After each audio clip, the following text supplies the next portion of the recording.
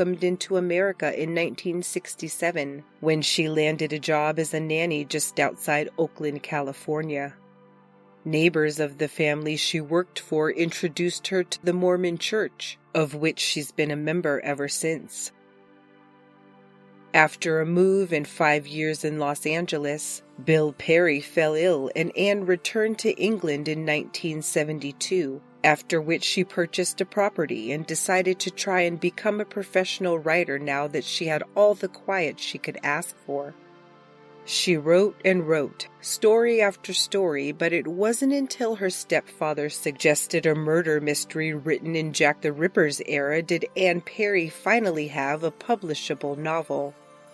In late 1977, her first novel, The Cater Street Hangman, was picked up by a New York publisher, and the career that she'd always dreamed of as a child, complete with future movies made about her books, was on its way. She settled near Port Mahomet, Scotland, where she could write in anonymity and seclusion.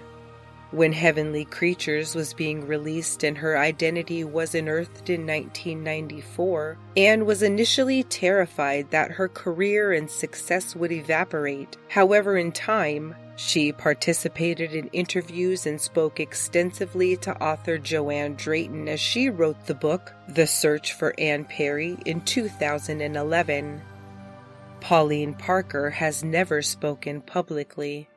After completing her parole in 1965, she assumed the name Hilary Nathan, moved to England, and became a horseback riding and special education teacher, ultimately retiring as deputy headmistress of the Abbey Court Special Needs School some 30 years later.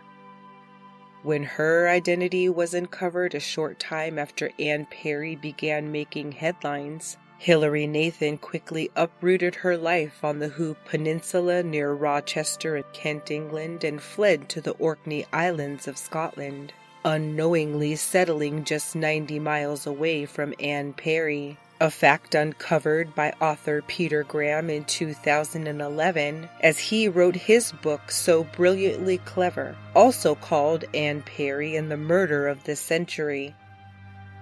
Hilary continues to live there, in religious contemplation as a devout Roman Catholic, spending the majority of her days in prayer. Anne Perry has become one of the most prolific authors of historical mysteries and has written over 100 novels, with her most current scheduled for release in April of 2021. She's never watched Heavenly Creatures,